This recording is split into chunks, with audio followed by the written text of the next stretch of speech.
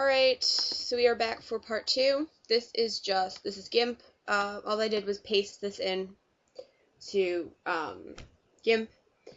As you can see here, this is the layer that it's on, but right now it's just a floating selection. So you want to, this is right click on a Windows computer, a PC rather. I think on a Mac it would probably be Control, and then click with the mouse thing. So yeah, anyway, you just want to create a new layer. It's not like Photoshop where when you paste something it automatically creates a new layer. You have to create your own layer. Let me open up my other file for this so I can see what I did because I can't really remember.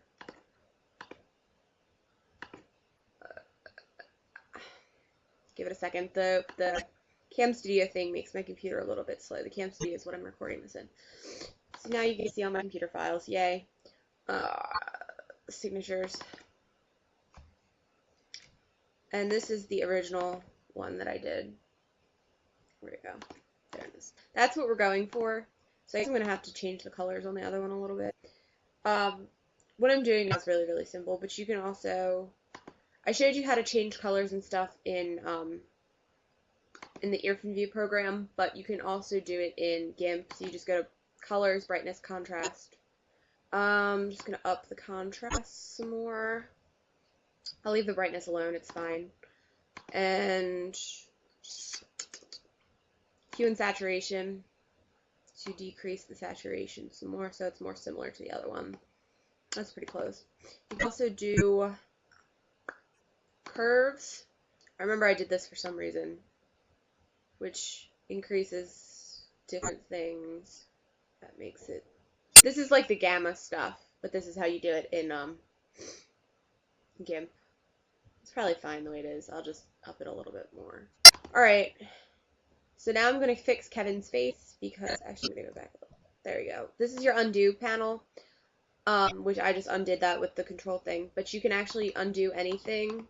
Unlike Photoshop, it actually has unlimited undo. It saves everything you do, so you can always go back to your base image. I just pointed at the screen as if you can see it. You can all go back to your base image up here. You can undo everything. So that's, and I don't like what I did with curve, so I moved it back to back one. You can also do it with your regular undo stuff, and edit undo is up here too. So I'm going to fix Kevin's face because I don't like his skin here. Zooming in, you can't really see it, but he's like broken out. So all you do is I just take this smudge tool here, just this little finger, and you can decrease the scale of your brush and stuff down here. And I'm just going to start smoothing it out. This is basically all you do. It's not hard. I'm going to decrease the rate a little bit, because it kind of overdoes it a little bit. But basically, you just try to, I'm just smoothing out the colors. And when you smooth out the colors, it smooths out his face. Maybe I'll fast forward through this if I edit this video before I post it, or maybe you'll see me doing this. And then you zoom out.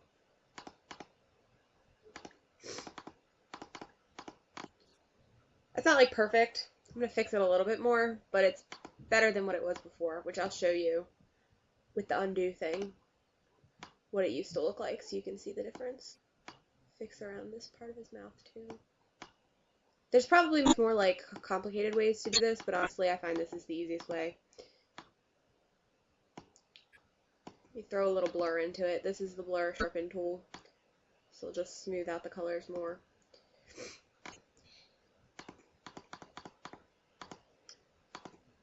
The colors are a little bit too drastic, so let me try and fix that a little bit.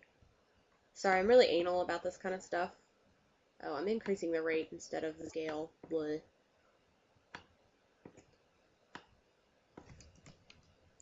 Let me decrease this a little bit more.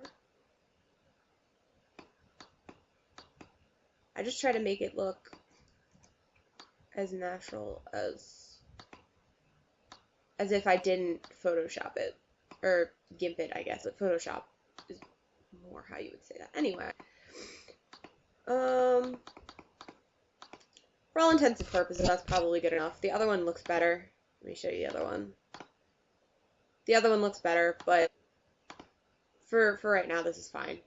And then you can see all my smudges. There was a lot of them. That's what it used to look like.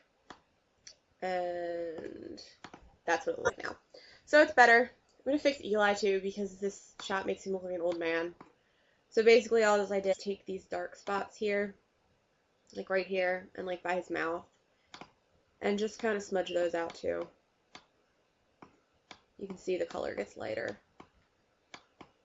And move that one.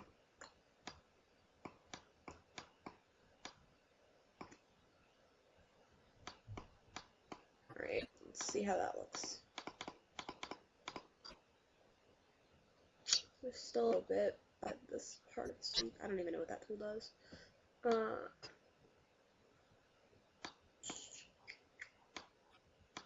Alright.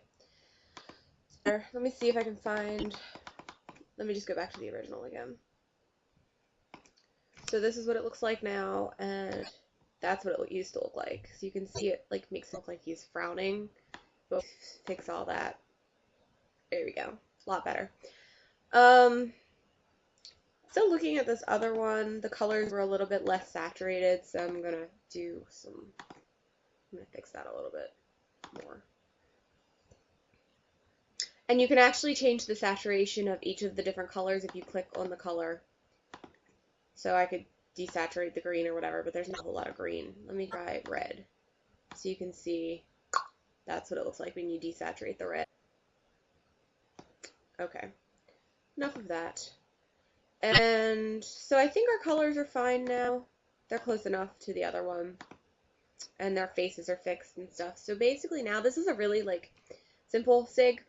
So basically all the rest of it is just text effects, which is kind of a really cool thing. While I'm thinking about it, grab some of the color from over here, which is just with this tool, the eyedropper tool, just like in Photoshop.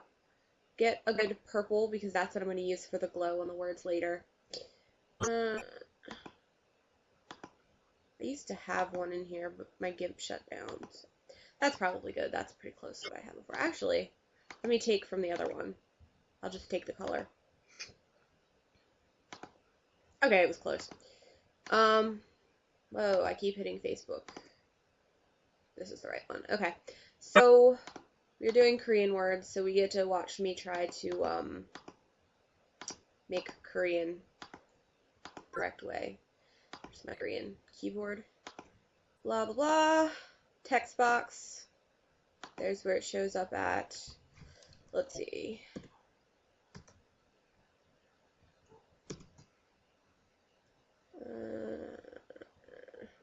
I can't remember which letter it is. Crap. Okay, so I was right. There we go. Alright. Check again. God, I keep hitting Facebook.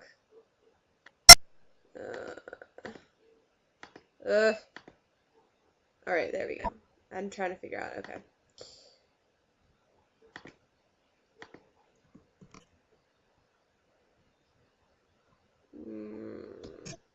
Nope. I'm still trying to figure out where all the keys are. I'm getting better at it, but I still kind of suck. Nope. Nope. Nope. There we go.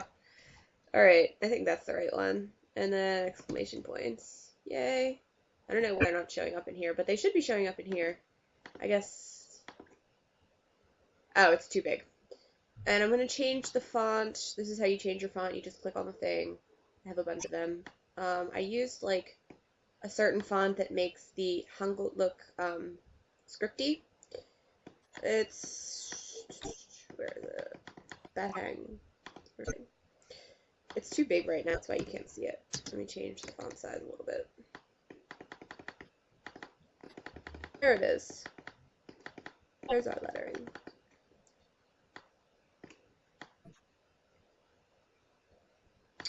Let me see how big it was in the other one. 32. So I'm going to change this one to 32.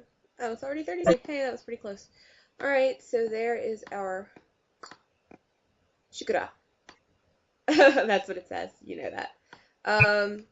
So you've probably heard me talk about alpha to selection before and trying to find it in Photoshop, and I'll show you what I mean by this now. So basically, this is the layer. It creates a new text layer for the shikura, and right click it or do whatever you do for your Mac stuff. You go to alpha to selection down here, and it will select all of the text. And it's actually kind of cool because you can do it in like picture layers also. So if I like have a cutout picture of Eli, for example, and I hit alpha to selection, it will select around them. You have to have everything like erased because it's not cool like Photoshop and doesn't do weird selection thing. But yeah, that's what I mean by alpha to selection. It just selects around whatever you have in the layer. So I'm going to grow this selection by going to edit. I think it's edit. No, select, grow. Grow it by 1 pixel. Make a new layer, which you go to layer, new layer. We'll call this glow. Actually, I'll change it back from the Korean keyboard. Call it glow. Gonna fill this with purple color. Bam. Move that layer behind, maybe. I don't know why my layers are not moving. It should just move. I don't know why it's not moving. Let me stop select none. Let me try again. Oh, no. Why isn't it moving? This is not good. Usually you can just pull the layers around to them.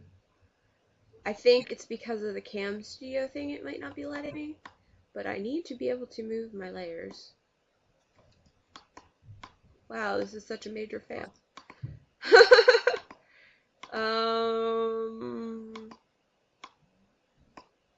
None of my layers are locked, so I don't know why it won't move them. And this is how you can view the different layers. Blah.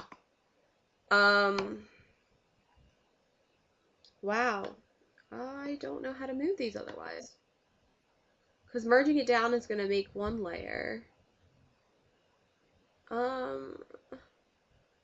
Let me, for a minute, let me stop this video. It's probably too long anyway. Let me stop this video and I will try and figure out what will let me move the things, and then I'll make another video.